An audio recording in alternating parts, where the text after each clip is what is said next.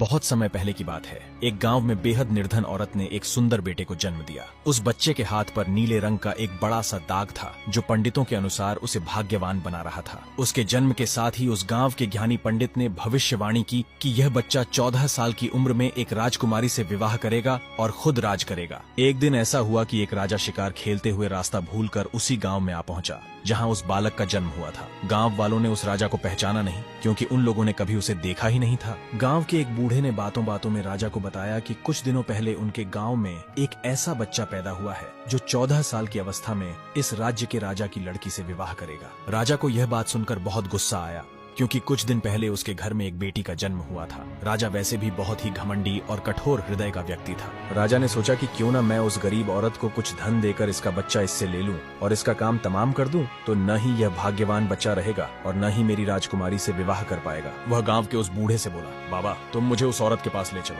वह उस बच्चे को ठीक ढंग से नहीं पाल पाएगी, मैं उस बच्चे को अच्छे ढंग से पालकर बड़ा करूंगा। बूढ़ा उस राजा को उस बच्चे की माँ के पास ले गया। राजा ने उससे अपना बच्चा देने की विनती की और बोला, तुम बहुत गरीब हो, इस बच्चे को कैसे पाल सकोगी? यह बच्चा मुझे दे दो, मैं इसे बहुत अच्छी तरह पालूंगा। वह गरीब औरत उसे अपना बच्चा देने से इनकार करती रही। तब राजा ने उसे बहुत सा धन दिया और बोला, इस धन से तुम अपना पेट पालना और जब यह तुम्हारा भाग्यवान बेटा बड़ा हो जाएगा तो खुद ही तुम्हारे पास आ जाएगा। गरीब माँ ने सोचा, ये बहुत ही भाग्यशाली बच्चा है, इसीलिए ये अमीर आदमी इसे लेने के लिए मेरे घर आ पहुंचा है। शायद यही ईश्वर की इच्छा है। बहुत सोच विचार के बाद उस गरीब औरत ने अपना बच्चा राजा को दे दिया। राजा ने उस बच्चे के लिए एक लकड़ी का संदूक खरीदा और उसे संदूक में डालकर बहते हुए पानी में छोड़ दिया। उसने सोचा कि दम घुटने से बच्चा इस संदूक के अंदर ही मर जाएगा। यह सोचकर राजा मन ही मन बहुत खुश हो रहा था कि उसने अपनी प्यारी सी बेटी को उस अनचाहे पति से बचा लिया। मारने वाले से बचाने वाला बड़ा होता है। यही उस बच्चे के साथ भी हुआ। वह लकड़ी का संदूक बहते बहते एक टूटे हुए पेड़ में जाकर अटक गया। तभी वहाँ पर मौजूद एक निर्धन व्यक्ति ने जब वह लकड़ी का बक्सा देखा तो बहुत खुश हुआ। उसने सोचा कि उस बक्से में जरूर ढेर सारा धन होगा। उसने पानी में घुसकर इस संदूक को बाहर निकाला। जब उसने संदूक को खोला तो देखा कि गंदे से कपड़े पहने एक बच्चा उसमें सो रहा था। उस व्यक्ति ने सोचा कि यह बच्चा मेरे किस काम का,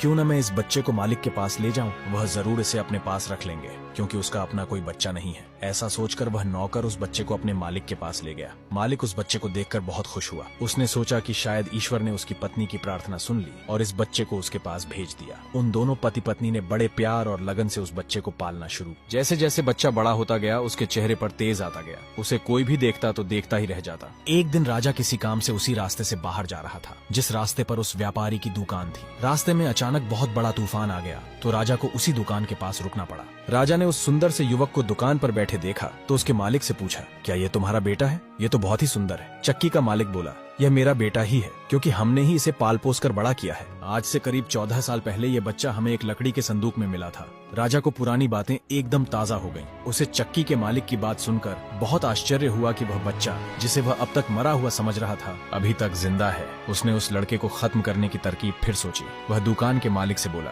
क्या आप इस लड़के को मेरा एक काम करने की आज्ञा दे सकते हैं? मैं रानी के पास एक पत्र भिजवाना चाहता हूँ। यह पत्र बहुत ही जरूरी है। मैं इस काम के लिए इसे सोने के 2 सिक्के दूंगा। लड़के ने फौरन हाँ कर दी और दुकान का मालिक भी उसे भेजने के लिए तैयार हो गया। राजा ने झट से अपनी रानी को एक पत्र लिखा। उसने लिखा, जैसे ही यह लड़का तुम्हारे पास मेरा यह पत्र लेकर पहुंचे, तुम इसे मरवा देना और महल से दूर दफना भी देना। यह सब कुछ मेरे वापस आने से पहले हो जाना चाहिए। इतना लिखने के बाद उसने मुहरबंद पत्र उस लड़के को दे दिया। वह लड़का उस पत्र को लेकर राजमहल की ओर चल दिया। वह आज तक अपने घर से कहीं बहुत दूर नहीं गया था, अतः वह राजमहल का रास्ता नहीं ढूंढ सका और जंगल में ही भटकने लगा। शाम ढल चुकी थी। तभी अंधेरे में उसे दूर से रोशनी आती दिखाई दी। वह दौड़कर उस रोशनी की तरफ गया तो देखा कि वहां पर एक छोटा सा कच्चा घर था। उस घर में कोई दरवाजा। जब वह उस घर में घुसा तो उसने देखा कि एक बूढ़ी औरत आग जलाकर बिल्कुल अकेली बैठी है। वह औरत उस लड़के को अपने सामने देखकर डर गई। उसने लड़के से पूछा, बेटा तू कहाँ से आ रहा है और तुझे कहाँ जाना है? लड़के ने जवाब दिया, मैं पास के गांव की दुकान से आ रहा हूँ और रानी माँ को यह खत देने जा रहा हूँ, पर मैं इस जंगल में अपना रास्ता भूल गया हूँ। रास्ता ढूंढते ढूंढते शाम हो गई। अंधेरे में मुझे यही घर दिखाई दिया, इसलिए मैं रात गुजारने के लिए यहाँ आ गया।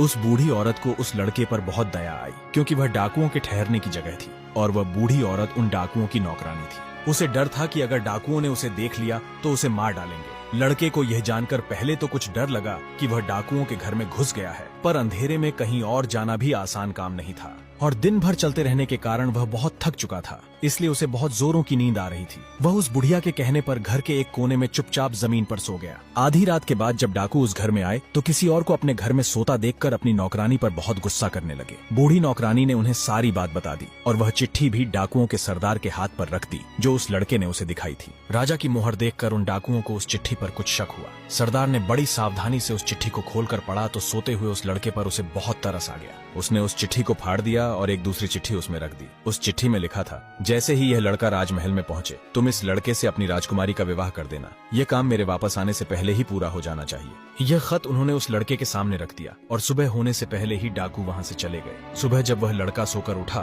तो उस बूढ़ी ने उसे कुछ जलपान कराया। फिर वह लड़का राजमहल की ओर चल पड़ा। राजमहल पहुंचकर उसने वह खत रानी तक पहुंचा दिया। रानी ने जब खत पढ़ा तो उसे बड़ा आश्चर्य हुआ कि राजा ने यह कैसी आज्ञा दी है, एक अनजान लड़के से वह अपनी राजकुमारी का विवाह कर दे। खत पर राजा की मोहर लगी हुई थी, अतः यह कोई धोखा भी नहीं हो सकता। राजा के वापस आने से पहले ही उसे अपनी बेटी का विवाह इस लड़के से करना था। रानी ने लड़के को अपने पास बुलवाया। उसका भोला भाला और सुंदर चेहरा उसे बहुत पसंद आया और उसने अगले ही दिन उससे अपनी बेटी का विवाह कर दिया। लड़का राजकुमारी के साथ सुख से उस महल में ही रहने लगा। कुछ महीनों बाद राजा वापस अपने राजमहल में आया तो उस लड़के के बारे में जानने के लिए बहुत उत्सुक था, पर उसे जब यह पता लगा कि रानी ने राजकुमारी का विवाह उसी लड़के से करवा दिया है तो उसे बहुत गुस्सा आया। उसने अपनी पत्नी से वह खत मांगा। राजा ने उसमें उस लड़के से राजकुमारी के विवाह की बात लिखी देखकर हतप्रभ रह गया। उसे लड़के पर शक हुआ कि वह पढ़ा लिखा है, जरूर रास्ते में खत बदल दिया होगा। उसने लड़के को अपने पास बुलवाया और उसे सच्चाई बताने की आज्ञा दी। लड़का बोला, हे राजन, मुझे कुछ नहीं पता कि इस खत में आपने क्या लिखा था, क्योंकि मैं तो इसे ऐसा ही लेकर आ गया। जंगल में मैंने एक पुराने घर में रात जरूर गुजारी थी,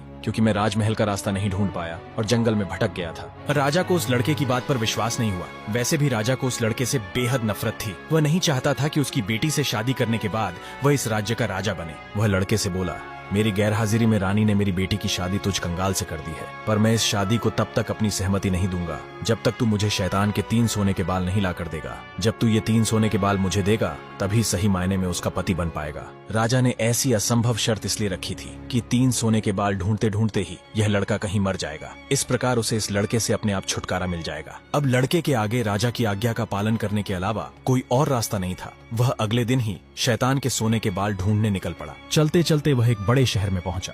शहर की सीमा पर एक बड़ा सा गेट था जिस पर हथियारबंद सिपाही पहरा दे रहा था। सिपाही ने उस लड़के से पूछा, यहाँ तुम्हारा क्या काम है? क्या तुम कुछ समझते और जानते हो? लड़का बोला, मैं सब कुछ समझता और जानता हूँ। इस सिपाही बोला, अगर तुम सब कुछ जानते हो तो हम पर भी एक मेहरबानी करो। हमें भी बताओ कि शहर की सीमा पर यह जो कुआं है, पहले इससे मीठा पानी निकलता था, पर अब इसमें पानी ही नहीं है, ये सूख गया है। क्यों? लड़का बोला, अभी तुम थोड़ा सब्र करो, जब मैं अपना काम खत्म करके वापस आऊंगा तो तुम्हें बताऊंगा। इतना कहकर वह गेट से निकलकर आगे चला। उसके बाद वह दूसरे शहर के बड़े से गेट के पास पहुंचा तो वहां पर भी एक हथियारबंद सिपाही पहरा दे रहा था। उस सिपाही ने भी उस लड़के से पहले वाले सिपाही जैसा सवाल पूछा तो लड़के ने उसे भी वही जवाब दिया। सिपाही बोला, अगर तुम सब कुछ समझते और जानते हो तो कृपा करके मुझे इतना बताओ कि इस शहर की सीमा पर जो सेब का पेड़ लगा है उसमें पहले सोने के सेब लगते थे, पर अब ये पूरी तरह सूख गया है। अब इसमें पत्तियां भी नहीं लगती, ऐसा क्यों? लड़का बोला, थोड़ा इंतजार करो, अपना काम पूरा करके आने पर मैं इसका जवाब तुम्हें बताऊंगा। इतना कहकर वह आगे चल दिया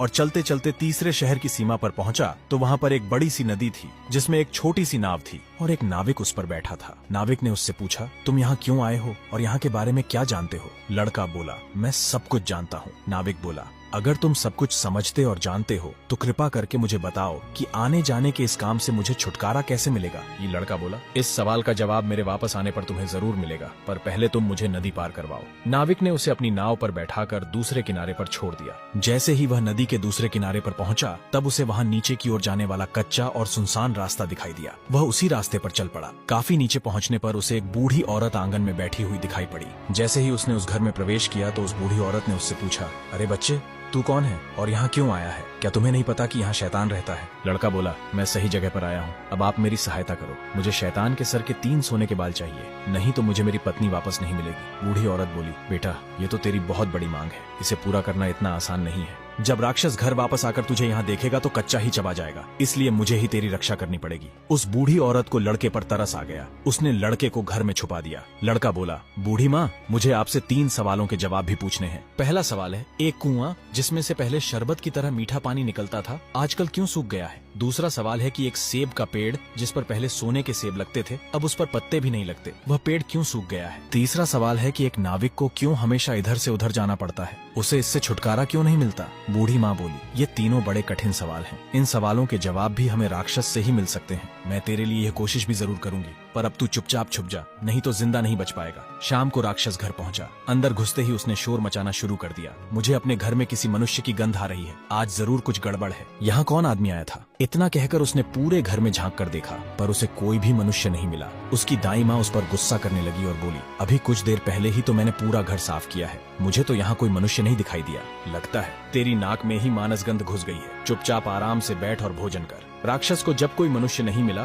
तो उसे बूढ़ी माँ की बात पर विश्वास करना पड़ा। वह चुपचाप खाना खाकर वहीं जमीन पर बिछी हुई चटाई पर लेट गया। लेटते ही उसे नींद आ गई। उसकी दाई माँ भी आज उसके पास बिछी दूसरी चटाई पर लेट गई। जब राक्षस नींद में जोर जोर से खर्राटे लेने लगा तो दाई माँ ने उसके सिर से सोने का एक बाल उखाड़ लिया। राक्षस दर्द से करा उठा, ओ माँ, तू यह क्या कर रही है? मेरे बाल क्यों खींच रही है? दाई माँ बोली, बेटा, मैंने अभी भयंकर सपना देखा तो डर के मारे तेरे बाल पकड़ लिए। राक्षस बोला, ऐसा कौन सा सपना था जिससे तू इतना डर गई? दाई माँ बोली, मैंने सपने में देखा कि बाजार वाला कुआं जिससे शरबत निकलता था अब सूखा पड़ा है, इसमें किसका कसूर है? राक्षस बोला, इसे मेरे सिवाय कोई नहीं जानता। उस कुएं के नीचे एक बड़ा सा पत्थर है